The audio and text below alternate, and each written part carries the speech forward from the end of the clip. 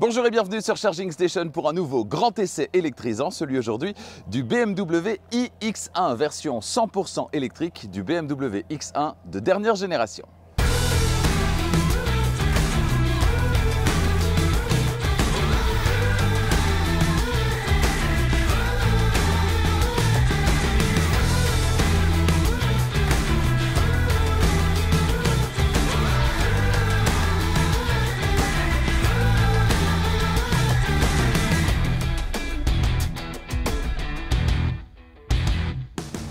Cet essai vous est proposé par Arval, solution de leasing pour professionnels et particuliers, et Autoscout24, la plus grande plateforme en ligne de voitures neuves et d'occasion en Europe.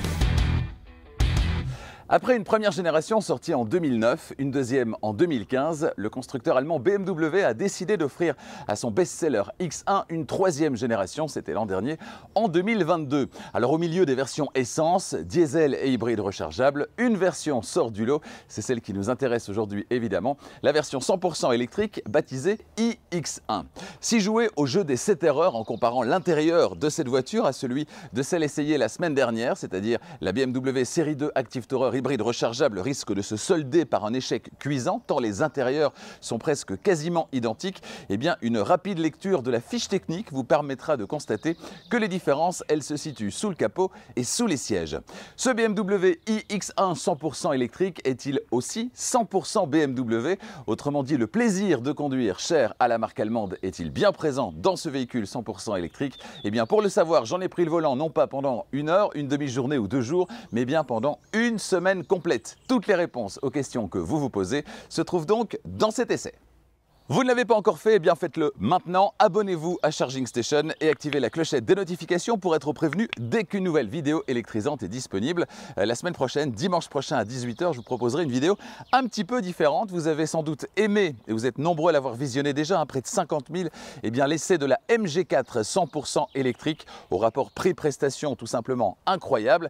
Un essai qui est toujours disponible ici évidemment. Eh bien si vous envisagez d'acheter cette voiture, cette MG4, si vous l'avez peut-être commandée mais pas encore reçu, si vous vous intéressez tout simplement à la MG4, eh bien ne manquez pas la semaine prochaine, alors non pas un essai, mais une autre vidéo tout aussi électrisante, je n'en dis pas plus pour l'instant. Durant les semaines suivantes, au mois de mai, eh bien d'autres essais électrisants. On ira chez Audi, on avait essayé à l'époque l'Audi e-tron qui depuis lors a pris un petit peu d'âge et donc pour se remettre à niveau, il revient en s'appelant maintenant Q8 e-tron. Ensuite, toujours au mois de mai, la Citroën IC4X qui sera également à l'essai sur Charging Station, une voiture très prometteuse là aussi. Et puis chez BYD, le constructeur chinois Build Your Dreams, je prendrai le volant du plus petit modèle disponible, à savoir la BYD Atto 3, au rapport là aussi prix-prestation intéressant et puis à l'intérieur particulièrement original, vous le verrez. Pour toutes ces bonnes raisons, abonnez-vous à Charging Station et activez la clochette de notification pour être prévenu dès qu'une nouvelle vidéo électrisante est disponible. Celle qui nous intéresse aujourd'hui, elle est derrière moi. Allons-y, place à l'essai. Extérieurement, comme le veut la tendance stylistique actuelle chez BMW, eh bien ce BMW X1 de dernière génération, il se veut plus musclé. On est face ici à une finition X-Line qui comprend un petit peu moins de 15 000 € d'options. On aura l'occasion de les détailler tout à l'heure. Par rapport aux spécificités de cette version 100% électrique, on a entre autres l'inévitable calandre pleine que vous voyez ici, 100% électrique oblige. On a des phares LED qui sont adaptatifs sur cette voiture d'essai, mais c'est évidemment une option. Des éléments chromés également, des poignées affleurantes comme sur le monovolume Série 2 Active Tourer essayé la semaine dernière, et puis des feux arrière très travaillés qui donnent encore davantage de muscles à la ligne de ce BMW X1. Au niveau des dimensions, 4,50 m c'est sa longueur, sa largeur c'est 1,85 m, ce sera 2,10 m en tenant compte des rétroviseurs, sa hauteur 1,62 m et son empattement, distance entre les roues avant et les roues arrière, 2,69 m. On verra ce que ça signifie en termes d'espace à l'intérieur et notamment aux places arrière dans un instant. Alerte spoil, oui, j'aurai besoin de Zoé aujourd'hui, histoire de vous démontrer qu'à l'arrière, il n'y a pas toujours de la place, mais il y en a un petit peu quand même.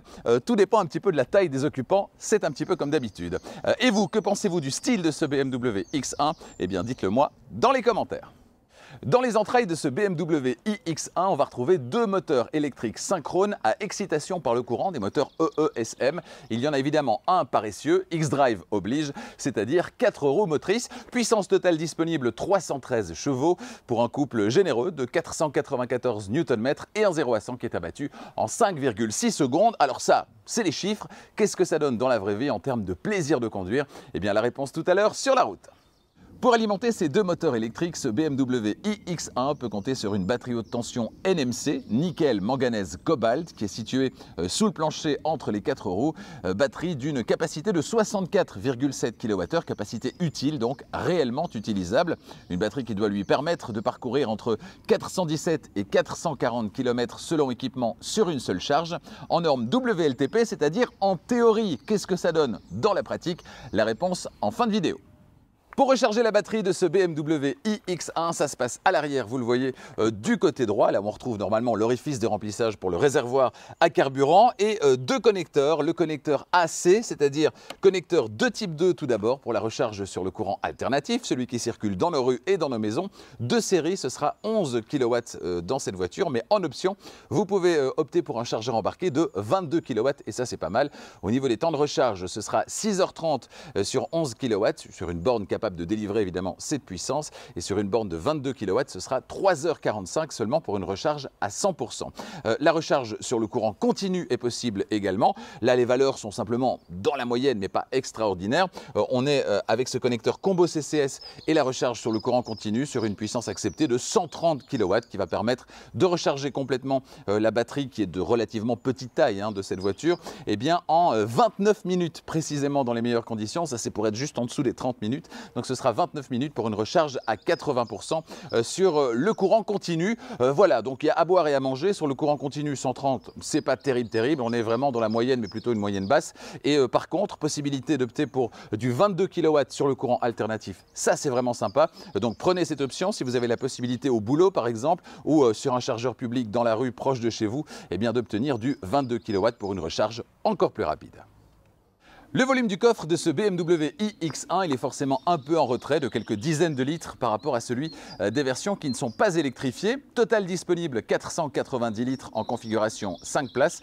Si vous rabattez complètement la banquette arrière qui est fractionnable 40-20-40, eh bien vous aurez à disposition 1495 litres. Concernant la banquette arrière, sur les versions électrifiées, elle n'est pas coulissante malheureusement sur 13 cm contrairement aux versions essence et diesel, mais par contre elle reste inclinable et ça aussi c'est très pratique, histoire de privilégier soit le confort sur la banquette arrière ou bien l'espace de chargement.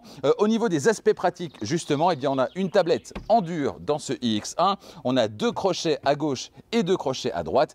Plus bas, on a un petit espace à gauche avec un filet de retenue. Et puis à droite, un petit espace de stockage qui est creusé dans le plancher. On a une prise 12 volts également de type allume-cigare à droite. Le plancher, il est affleurant par rapport au seuil de chargement. C'est pratique également. Et puis sous ce plancher, qui se replie, vous le voyez, et bien là aussi il reste un espace de stockage, notamment pour glisser les câbles de recharge. Voilà pour le coffre de ce BMW iX1. Alors qui dit voiture 100% électrique dit généralement un frunk, un coffre avant si vous préférez.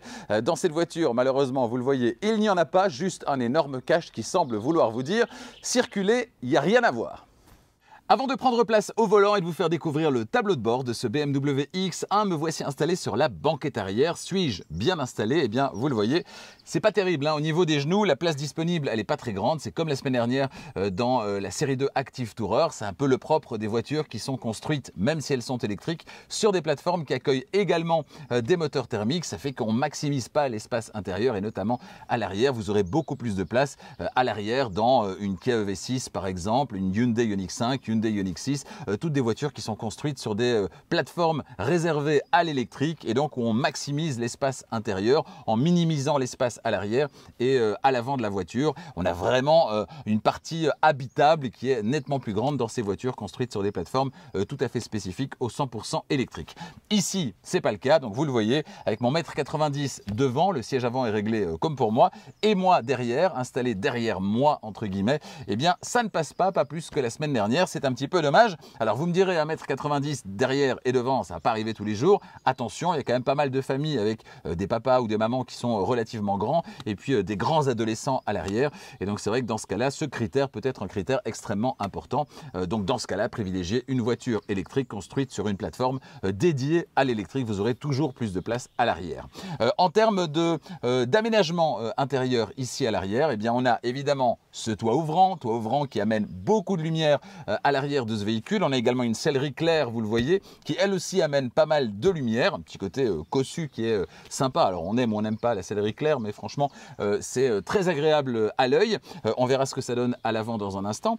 Au niveau des aspects pratiques, on a ici des poches aumônières à l'arrière des deux sièges avant, et puis entre les sièges avant, on a l'arrière de la console centrale avec deux prises USB-C et puis un petit espace de rangement en bas qui n'est pas très pratique. En fait, il n'est pas très profond, donc les objets vont quand même avoir tendance à se promener, et en même temps, il vient dans les pieds du passager central à l'arrière. Donc voilà, c'est pas très pratique. Un petit tunnel également. De toute façon, en raison de la présence du rangement, la personne installée sur la place centrale devra mettre ses pieds de part et d'autre du tunnel central. Et si celui qui est assis ici ou là doit lui en plus voyager avec les genoux de part et d'autre, ça commence à faire un petit peu exigu à l'arrière. Au niveau de l'accoudoir central, on a bien sûr cet accoudoir qu'on peut déployer avec les inévitables porte-gobelets. Voilà, je pense que c'est à peu près tout au niveau de la description de l'arrière ici de cette voiture. On va dans un instant passer à la description de l'avant du tableau de bord, mais d'abord Zoé s'installe en ce moment à l'avant de cette voiture, de ce BMW iX1. Zoé et son 1,78 m. Alors voyez ce que ça donne. Dans ce cas-là, j'ai nettement plus de place, de la place au niveau des jambes, et comme au niveau de la tête, ça posait déjà pas de problème, eh bien je suis nettement mieux installé. Bienvenue à bord de cette BMW iX1, et non, vous ne rêvez pas. Si vous avez suivi l'essai de la série 2 Active Tourer 225e hybride rechargeable la semaine dernière, vous n'êtes vraiment pas dépaysé. L'intérieur est pratiquement identique dans cette voiture. J'ai donc pas vraiment eu de mal à prendre mes marques en passant d'une voiture à l'autre au début de cette semaine. Concernant la qualité perçue, comme sur la série 2 Active Tourer la semaine dernière, eh bien c'est plutôt convaincant, en tout cas en partie supérieure en ce qui concerne les matériaux. Un petit peu moins, il faut bien le dire, en partie inférieure, et certainement sur la console centrale, où on va retrouver uniquement des plastiques durs. C'est un peu dommage. Les ajustements par contre ne souffrent d'aucune critique, c'est très bien construit. Et vous, que pensez-vous de cet intérieur? Eh bien dites-le moi dans les commentaires. Allez, c'est parti pour la description du tableau de bord de ce iX1. Sur la portière conducteur, on a en partie haute la poignée d'ouverture, le verrouillage centralisé et les deux mémoires du siège électrique. En partie intermédiaire, les vitres et rétroviseurs électriques avec possibilité de les rabattre à la demande. Et puis en partie basse, le vide-poche et l'ouverture-fermeture électrique du coffre. Sur le tableau de bord à gauche du volant, on a les éclairages avec le menu éclairage, la position automatique et le feu anti-brouillard arrière. Sur le volant qui est à réglage manuel, à gauche, les aides à la conduite avec trois possibilités: limiteur de vitesse, régulateur de vitesse et la conduite assistée, c'est-à-dire régulateur de vitesse adaptatif plus maintien au centre de la voie. À droite, les commandes multimédia, la commande vocale, le téléphone et la personnalisation des affichages dans l'écran instrument et l'affichage tête haute. On verra ça dans un instant. Derrière le volant, les commodos avec à gauche les clignotants et les appels de phare, et puis à droite les essuie-glaces à l'avant et à l'arrière. L'écran instrument ensuite d'une diagonale de 10,25 pouces dont le contenu et la présentation sont donc personnalisables. C'est exactement comme la semaine dernière via la petite roue crantée ici au niveau du volant. On appuie dessus, on a le menu Content, le menu Layout et le menu Head Up. La semaine dernière, la voiture n'était pas équipée de l'affichage tête haute, donc il n'y avait pas ce troisième menu. Content, c'est donc le contenu. On peut avoir soit la vitesse instantanée, soit ici les données de conduite, soit l'aperçu de l'autonomie. On a la vue assistée, Assisted View, donc les aides à la conduite, la prévisualisation de l'itinéraire, la carte également, et puis l'accéléromètre et enfin le média radio en cours de lecture. On va rester sur la première possibilité, c'est-à-dire la vitesse instantanée. Au niveau du layout de la présentation, il y a soit cette présentation qui est plus simple, soit cette présentation un petit peu plus chargée, voire à peu près la même en version un peu resserrée. Moi, je préfère cette option ici. Et puis l'affichage tête haute dont donc cette voiture est équipée. Affichage tête haute avec une vue standard, une vue conduite assistée ou bien une vue sportive. On va retrouver également les infos classiques dans cet affichage tête haute, à savoir affichage de la vitesse instantanée, de la vitesse maximale autorisée et puis de la position de la voiture sur la voie de circulation quand on est en mode conduite assistée. Dans le prolongement de l'écran instrument, l'écran d'infodivertissement d'une diagonale de 10,7 pouces. On y reviendra dans la suite. Sous cet écran, un grand aérateur central et puis à droite le désembuage à l'avant et à l'arrière. Plus bas, la console centrale avec pour démarrer un support de recharge par induction qui est assez étrange, hein, avec ce bras qui vient en fait serrer le téléphone. Même remarque que la semaine dernière sur la série 2 Active Tourer, selon moi une solution à la Tesla plus inclinée avec 2 espaces côte à côte eût été plus convaincante. Les porte-gobelets ensuite et puis plus en arrière, et bien côté conducteur 2 prises USB-C et côté passager une prise 12 volts de type allume-cigare. En partie inférieure ensuite, un grand espace de rangement avec revêtement antidérapant, c'est plus pratique. Et puis en partie supérieure, la console flottante avec à gauche le bouton de démarrage, le sélecteur de vitesse et le frein de parking électrique. À droite, le menu caméra, les feux de détresse, le volume avec fonction mute en appuyant sur la roulette, les plages ou stations précédentes et suivantes, les modes de conduite, le menu des réglages de conduite et la fonction auto hold. Alors 2 petites démos avant de passer à la description du système d'infodivertissement et de poursuivre la description de l'intérieur de cette voiture. Tout d'abord le menu caméra. J'active le menu caméra ici entre les 2 sièges et vous le voyez sur ce véhicule d'essai, eh bien on a la caméra avec vue 360 ici avec une zone grisée, une zone, un angle mort qui est assez limité hein, quand même, donc ça reste assez pratique. On a une belle définition, on a évidemment la recherche automatique de places de parking, vous voyez c'est le cas ici, et puis toujours la possibilité, alors c'est pas possible ici parce qu'on est rentré en marche arrière, mais d'effectuer pour la voiture eh bien, en marche arrière sur plusieurs dizaines de mètres le chemin qu'elle a parcouru en marche avant, et ça c'est toujours pratique. Je prends toujours le même exemple, vous arrivez chez des amis qui ont une allée un petit peu sinueuse, vous arrivez quand il fait clair, vous repartez quand il fait noir, et là en marche arrière c'est plus compliqué, et bien là vous appuyez sur un bouton et la voiture va vous ramener à la rue en parcourant exactement le même chemin en sens inverse qu'elle ne l'a parcouru en marche avant. C'est quand même extrêmement pratique. Le menu My Mode ensuite, on va revenir sur l'écran principal, le voici, le menu My Mode toujours ici sur la console centrale. Alors ce sont pas uniquement les modes de conduite, ce sont également les modes d'ambiance. On a d'abord les 3 premiers qui sont des modes de conduite, personnel, sport et efficient, qu'on pourrait traduire par normal, sport et éco. Alors chacun va ou pas être plus ou moins personnalisable. Ici sur le mode personnel, eh bien, on va voir au niveau des réglages ce qu'on va pouvoir faire. Eh bien, celui-là, on va juste pouvoir le mettre comme mode de démarrage, ce qui est le cas actuellement. On va revenir en arrière. Le mode sport, lui, est davantage personnalisable. On va le voir. Quand on appuie sur réglage, eh bien, au niveau de la propulsion, on aura le choix entre sport et confort. Au niveau de la dynamique de conduite, on aura le choix entre sport, sport plus et DSC off, avec dans certains cas eh bien, des réglages qui seront désactivés, des aides à la conduite qui seront désactivées. Attention dans ce cas-là, évidemment. Au niveau de la direction, ce sera confort ou sport, et on peut réinitialiser tous les réglages également. Voilà pour le mode sport, qui va donc permettre davantage de personnalisation. Au niveau du 3e mode, ce sera efficient, et en réglage efficient, eh bien, si on va dans les détails, on pourra ou pas avoir la climatisation en mode éco, et on aura également entre autres la possibilité de réinitialiser les réglages. On revient en arrière, donc ça c'est pour les 3 modes qui sont les modes de conduite, et puis si on va un petit peu plus loin, et bien là on a 2 modes qui sont plus des modes d'accompagnement visuel, avec une partie visuelle qui est extrêmement importante et pas que. Si on prend expressive par exemple, visualisation impressionnante et mise en scène lumineuse dynamique, toujours plus évidemment, on va dans les réglages, là on peut le mettre en mode de démarrage ou bien réinitialiser les réglages. Et si on va sur Digital Art, le dernier, et bien là, si on va dans les réglages, on va pouvoir le mettre en mode de démarrage, et on ne le voit pas bien, mais ça modifie effectivement les réglages lumineux de la voiture, l'ambiance de la voiture. Alors si vous allez plus loin dans les options, que vous prenez des sièges massants, etc., vous allez pouvoir combiner tous ces modes, avoir des modes supplémentaires, combiner tous ces modes, et dans certains cas, comme c'était le cas la semaine dernière d'ailleurs, et bien avoir des modes d'ambiance qui vont automatiquement, par exemple, activer les sièges massants, etc., etc. On va revenir sur le mode par défaut, à savoir le mode personnel qui, moi, me convient très bien. Voilà pour les modes de conduite et les modes d'ambiance dans cette voiture. Alors, plus en arrière, toujours sur la console centrale entre les sièges, la coudoir centrale qui s'ouvre de manière latérale et qui renferme un petit espace de rangement, le grand espace étant situé en dessous, on l'a vu. La boîte à gants, enfin, elle est de contenance correcte et elle est éclairée comme dans la série 2 Active Tourer essayée la semaine dernière. Voilà pour la description de l'intérieur de ce BMW iX1. Dites-moi ce que vous en pensez. Si vous avez des remarques, n'hésitez pas. Ça se passe dans les commentaires. Avant de prendre la route, quelques mots à propos du système d'infodivertissement. Dans cette voiture, c'est le même que la semaine dernière dans la BMW série 2 Active Tourer, celui qu'on avait découvert dans la BMW iX, à savoir l'OS 8 de BMW.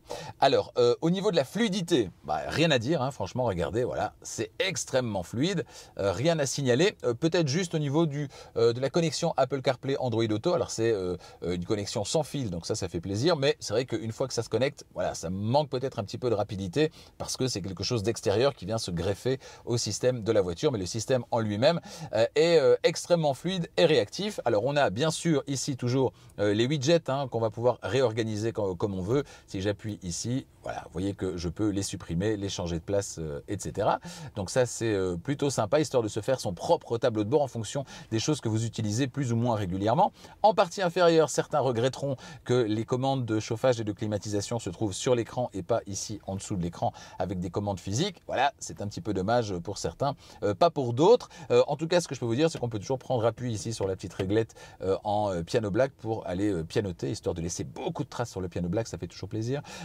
Vous allez dans le menu climatisation par ici et là vous avez tous les réglages que vous allez pouvoir personnaliser, mais ce qui est les réglages principaux, ici le bizone de température, eh bien vous allez pouvoir y avoir accès facilement, toujours au bas de l'écran.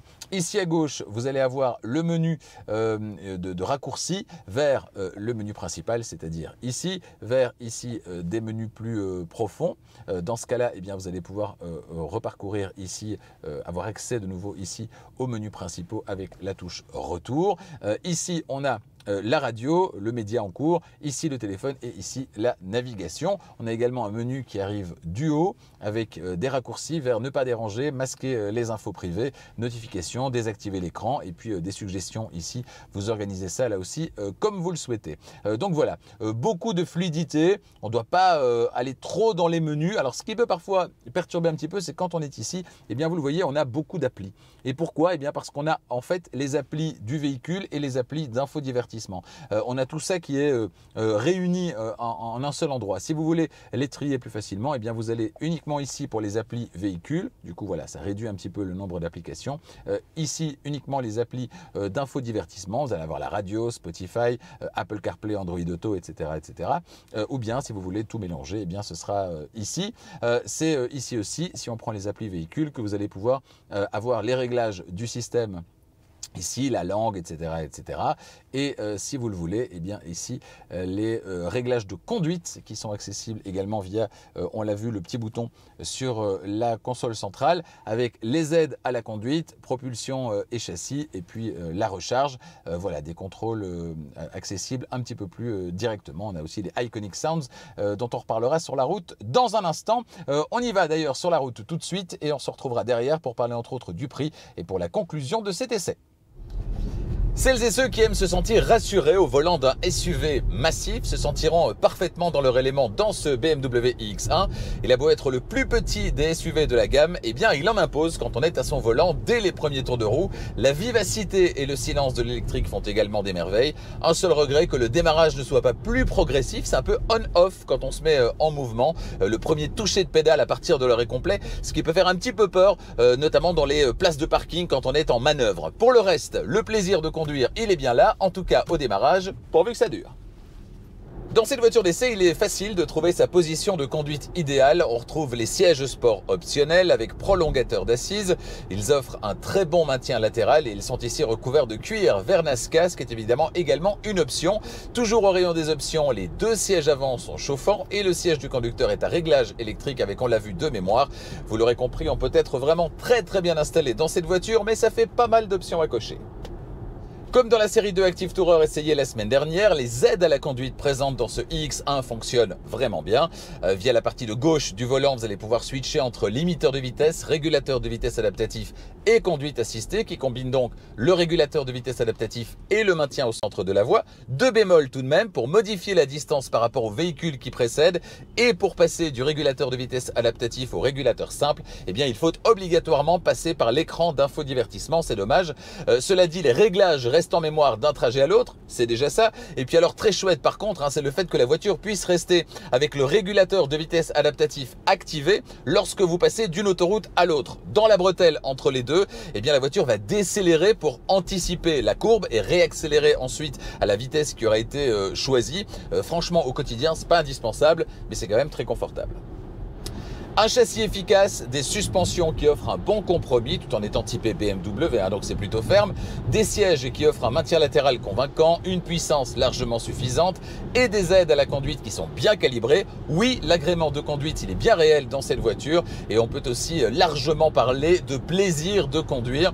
Évidemment, ce SUV vous incitera davantage à adopter une conduite plutôt coolée que celle d'un pilote de rallye, mais si vous augmentez la cadence, eh bien pas de problème, ce iX1 va pas se transformer en Golf GTI bien évidemment, mais il suivra le rythme sans tirer la langue. En gros, le iX1 c'est comme la série 2 Active Tourer de la semaine dernière, mais avec en plus une carrure plus statutaire, du silence et des performances encore bien plus convaincantes. Forcément, il est électrique, que demander de plus? On est dans une voiture électrique, le silence règne donc en maître. Ici, pas de moteur thermique qui va se réveiller dans un grondement assez peu discret quand on écrase l'accélérateur, comme dans la série 2 Active Tourer hybride rechargeable que j'ai essayé la semaine dernière. Les bruits de roulement et les bruits aérodynamiques sont parfaitement gérés si on met de côté, mais c'est vraiment pour chipoter, quelques légers remous aérodynamiques à très haute vitesse au niveau des rétroviseurs. Bref, on se sent bien dans ce iX1, de quoi profiter du son du système audio qui est le système de série dans cette voiture, système qui offre un son tout à fait correct. Par contre, si vous êtes un mélomane averti, vous opterez sans doute pour le système sonore Harman Kardon qui est disponible en option. Toujours concernant le bruit, les Iconic Sounds signés Hans Zimmer qui accompagnent votre conduite, eh bien ils sont disponibles dans cette voiture. On l'a vu tout à l'heure au niveau du tableau de bord du système d'infodivertissement. Alors, on aime ou on n'aime pas, perso, je peux m'en passer. Si vous souhaitez tracter une remorque avec votre iX1, eh bien c'est possible. Sachez que si la charge est freinée, elle peut monter jusqu'à 1200 kg. Non freinée, ce sera la norme, 750 kg.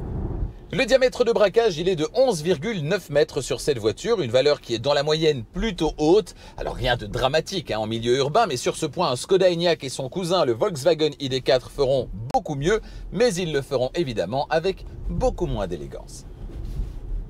Concernant le freinage et la récupération d'énergie, vous avez le choix, soit vous optez directement pour le mode B, en basculant non pas une fois mais deux fois le sélecteur de vitesse vers l'arrière au démarrage.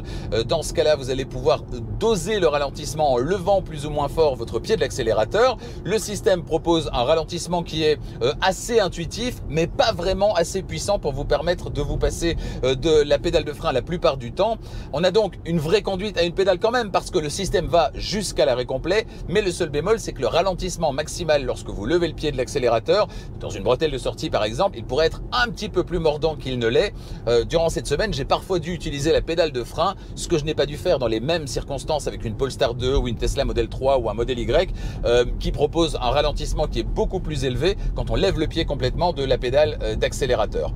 Autre possibilité, vous oubliez le mode B, vous restez sur D. Là, le ralentissement quand vous levez le pied, il sera plus ou moins important en fonction de ce que vous aurez réglé dans le système d'infodivertissement. Vous avez le choix entre faible, intermédiaire ou élevé, et un quatrième niveau qui est automatique. Dans ce mode, la voiture, elle va plus ou moins ralentir quand vous lèverez le pied de l'accélérateur en fonction des conditions de circulation, notamment s'il y a quelqu'un devant vous. Le résultat, il est assez convaincant, même si pour moi, le mode B reste le plus intuitif, quoi qu'il arrive.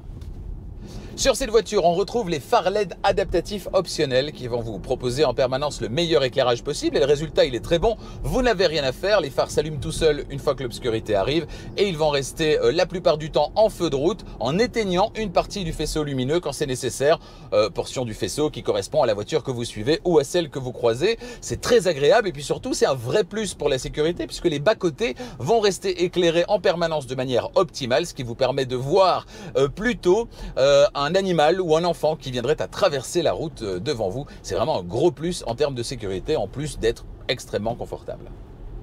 L'autonomie théorique de ce iX1 entre 417 et 440 km selon le niveau d'équipement en cycle mixte, norme WLTP. J'ai opté la plupart du temps pour une conduite tranquille cette semaine, tout en conduisant de temps en temps de manière un petit peu plus dynamique. Cette semaine, il a fait entre 5 et 15 degrés au thermomètre et sur l'ensemble du test, j'ai parcouru un petit peu moins de 600 km et je suis arrivé à une consommation moyenne de 22 kWh au 100 avec donc un parcours autoroutier à 70%. Dans ces conditions, je pourrais parcourir un petit peu moins de 300 km réels sur une seule charge, ce qui est plutôt dans la moyenne basse actuellement. En évitant les voies rapides et avec des températures un petit peu plus élevées, eh bien les 300-350 km réels sont à portée de roue. Si vous parcourez souvent de très longues distances, c'est pas a priori cette voiture qui va vous convenir le mieux aujourd'hui en 2023, mais si votre trajet du quotidien se limite comme la plupart à quelques dizaines de kilomètres, eh bien l'autonomie de ce iX1 sera plus que suffisante. Rappelons qu'il dispose également d'un planificateur de trajet dynamique avec affichage des bornes de recharge sur la carte de navigation et ça compte aussi. Parlons du prix à présent en Belgique, en France et en Suisse. On va commencer par la Belgique. Dans le Royaume, eh bien, le BMW iX1 est disponible à partir de 57 950 € pour la finition de base. Ce sera 60 600 pour cette finition intermédiaire X-Line et pour la finition M-Sport, eh bien, vous devrez débourser au minimum 61 900 €, le tout hors option évidemment. En France, vous devrez débourser 57 150 € pour la finition de base, 59 600 € pour la finition X-Line, 61 50 € pour la finition M-Sport et même 61 300 € pour la finition Business Design qui, comme son nom l'indique, n'est pas accessible aux particuliers. En Suisse, enfin, les prix s'étendent de 60 500 francs pour la finition de base à 65 380 francs pour la finition M-Sport, en passant par cette finition X-Line à 63 550 €. Je vous invite à aller faire un petit tour sur le site internet de BMW qui correspond à votre pays, direction le configurateur, configurez votre BMW iX1 idéal et déterminez votre prix. Toujours concernant le prix, vous le savez, Arval, partenaire de Charging Station, vous propose des solutions de location longue durée, de leasing pour les entreprises et les particuliers. Pour les entreprises, ce sera le leasing opérationnel avec les avantages fiscaux qui y sont liés. Pour les particuliers, ce sera le private lease, le leasing pour particuliers avec les mêmes avantages que le leasing pour les professionnels, mais accessible aux particuliers. Parmi ces avantages, eh bien, le fait de ne vous soucier de rien, vous payez chaque mois le même montant et à la fin du contrat, vous rendez les clés et la voiture et vous n'avez pas à vous soucier de combien vaudra cette voiture à la fin de votre contrat. Autre avantage, c'est que donc la formule, c'est du tout compris. Les mois où vous allez devoir remplacer les pneus, passer la voiture à l'entretien ou payer des taxes, eh bien tout ça est déjà inclus dans la mensualité que vous payez tous les mois et donc il n'y a pas de surprise. Autant de bonnes raisons d'aller faire un petit tour sur le site internet d'Arval. Ce sera arval.be pour la Belgique, histoire de demander une offre. Et puis en France, les formules sont un petit peu différentes mais tout aussi intéressantes. Ça se passe sur arval.fr. Votre prochaine voiture, vous la voulez tout de suite ou peut-être en avez-vous besoin rapidement? Eh bien dans ce cas-là, surfez sur la plus grande plateforme de vente de voitures en ligne en Europe, c'est-à-dire Autoscout24, partenaire de Charging Station. En ce moment sur Autoscout24, plus de 100 000 véhicules vous attendent, disponibles tout de suite. Alors des véhicules d'occasion bien sûr, mais également des véhicules neufs, des véhicules électrifiés également, hybrides rechargeables ou 100% électriques. Il y aura forcément un ou plusieurs véhicules qui vont correspondre à vos critères de recherche, des critères que vous allez introduire dans le module de recherche et en retour, vous recevez donc une sélection la plus précise possible de véhicules disponibles qui correspondent à vos critères. Alors sur Autoscout24, c'est nouveau, vous pouvez également obtenir une offre de reprise pour votre véhicule actuel. Vous rentrez là aussi ces caractéristiques sur le site internet et vous recevez une offre en retour. N'hésitez pas à aller faire un petit tour sur autoscout24.be pour la Belgique, autoscout24.fr pour la France. Une allure statutaire, des performances largement suffisantes, un compromis convaincant entre confort et comportement et puis des aides à la conduite qui sont extrêmement bien calibrées. Comme la semaine dernière avec la BMW série 2 Active Tourer hybride rechargeable, eh bien ce BMW iX1, il dispose de toutes les qualités de base qui feront son succès. Mais ce iX1, il dispose aussi d'atouts spécifiques au 100% électrique, un silence de fonctionnement qui ajoute une touche de premium à votre trajet, des performances de premier plan et puis l'absence de nécessité de recharger chaque jour, voire plusieurs fois par jour en fonction de votre utilisation. Évidemment, pour goûter à tout ceci, il faudra mettre la main au portefeuille, certainement si vous vous laissez tenter par quelques options et elles sont nombreuses à être disponibles. Au rayon des bémols, citons une autonomie réelle qui est correcte mais pas incroyable aujourd'hui en 2023. Quelques plastiques durs, pas vraiment de bon goût dans une BMW qui est proposée à ce prix, et une ergonomie un rien perfectible qui va vous obliger un petit peu trop régulièrement à avoir recours à l'écran du système d'infodivertissement.